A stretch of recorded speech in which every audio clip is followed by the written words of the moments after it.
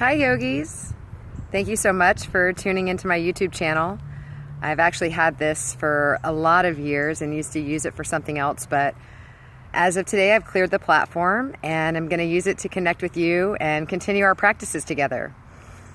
Since we're here in this space where we're quarantined and we're alone and we have lots of room around us, it's a really nice opportunity to enhance your breathing practices. And one of the most important things that I can say to you in this circumstance, but with any type of microorganism that might be in the air, is to make sure that you're inhaling through your nose.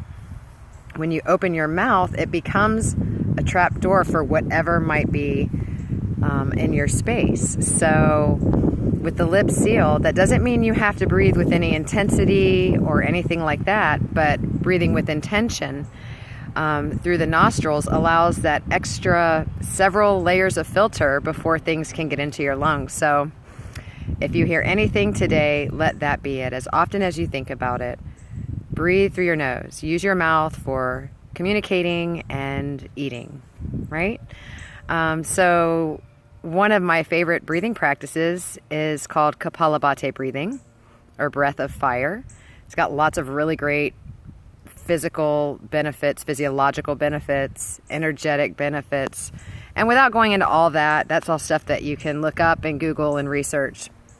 But I wanted to show you how to do it because this particular virus that we're dealing with is what they call non-heat resistant. So if we can keep our bodies nice and warm and we can keep our immune system robust, we have a better chance of avoiding things, symptoms, getting sick at all.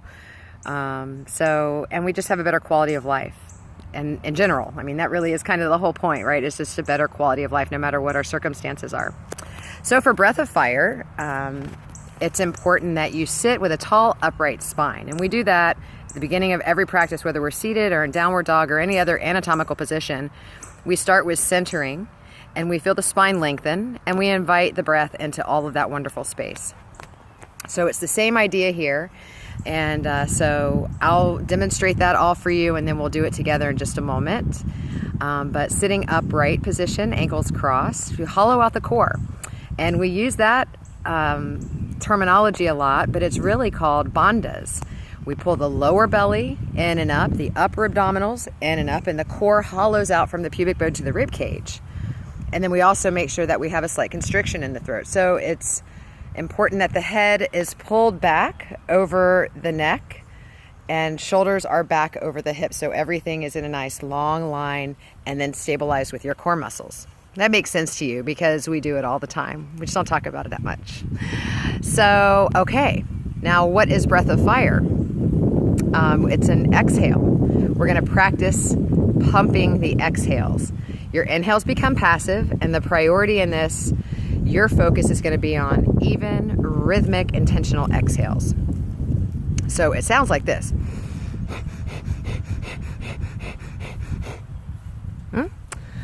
And it looks like, I'm looking at my dog. Look at, where is he? You can't really see him, but he's right here, walking around. Anyway, we're all outside because it feels so good. So, breath of fire is like this. So I'm going to sit up here, with my ankles in a cross position, up nice and tall. My abdominals are going to pull in and up. Now it's important. I'm going to let you see my belly here for this round, making sure it doesn't run off. All right. So we're using the diaphragmatic muscle, which covers the whole circumference of the abdominal cavity above it. It separates it from the thoracic cavity. And as you breathe, it moves up and down. And so we're going to use it as a vacuum, and we're going to detoxify the lungs and create space and awareness in our postural muscles. So you feel your back, you feel your core. You guys have heard me, I say it all the time in class. Your breath is your first source of focus, heat, and core work. So all three of those necessary for what we're all going through right now and always. All right, so I'm just going to do a few breaths, and then we're going to do 1 full minute together. You might get a little hot, but that's the point. So you take a deep inhale through your nose, and then exhale, we're going to pump.